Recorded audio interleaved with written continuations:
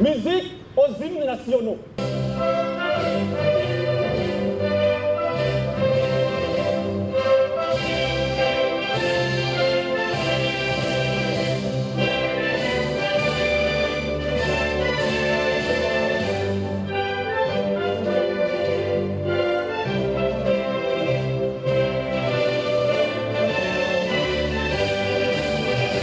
Uko niko bakiranye iteka abasuki ibihugu byabo ngaha mu Burundi imbere yuko bahaga umubonano n'umukuru w'igihugu Evariste Ndayishimiye. Habanza ururirimbo ruhayagiza igihugu cabo, hagakurikira uruhayagiza igihugu c'u Burundi, hanyuma bakabayobora baberekeza mu biro vy'umukuru w'igihugu c'u Burundi. Wa mbere yakiriwe n'umupfasoni Murakat Jane Matukom aserukira igihugu ca Thailand, afise intebe mu gisagara ca Nairobi mu gihugu ca Kenya. Hakurikira Noim Ullah Khan yaserukiye igihugu ca Pakistan. Hakurikira umupfasoni Nicole Covidoli aserukira Uswisi. Haheruka Abdulkarim Ahmadai Bakit afise intebe i Brazzaville mu gihugu ca Congo Brazzaville. Umuvugizi w'umukuru w'igihugu Rozinegirene Gatoni akamenyesha ko bose bari bazanye amakete abagena muri ayo mabanga.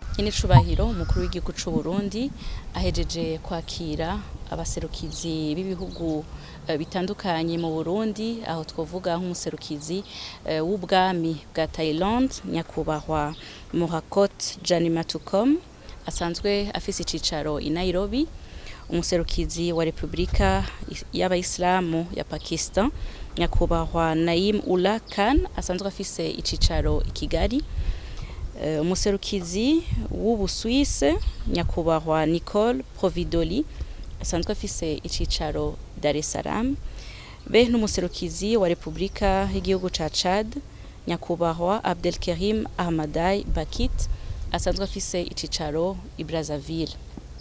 Abo bose bari baje gushikiriza Nyenicubahiro umukuru w'igihugu c'u Burundi amakete abagena muri ayo mabanga.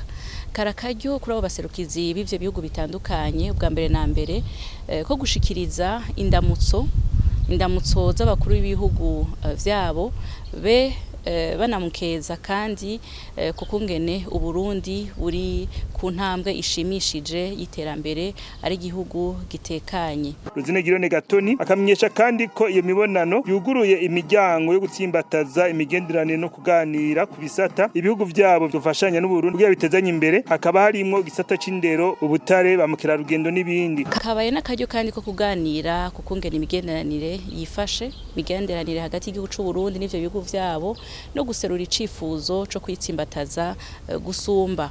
Ni muri iyo ntumbero hari ibisata byashizwe imbere n'ibindi ibisata bigaragaramwo amahigwe, aho ivyo bihugu bishobora guhanahana inguvu bigashigikirana kugira ngo bijane mw'iterambere igihugu kimwe kimwe cose cishinze.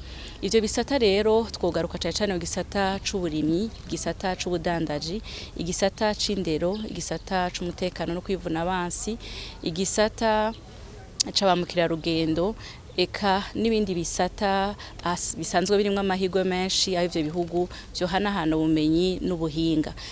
Iyo mibonano yugura umuryango w'intambuko nshasha ivyo bihugu bigiye gutangura kugira ngo bibandanye bishigikirana mu iterambere rirama, iterambere rusangi, iterambere kandi gerekeza ineza ry'abene gihugu bavyo. Mu gusozera abo bose baje guserukira ibihugu byabo ngaha mu Burundi bateye umukono mu gitabo c'iteka, hanyuma baherekezwa mu iteka nk'uko bakiriwe.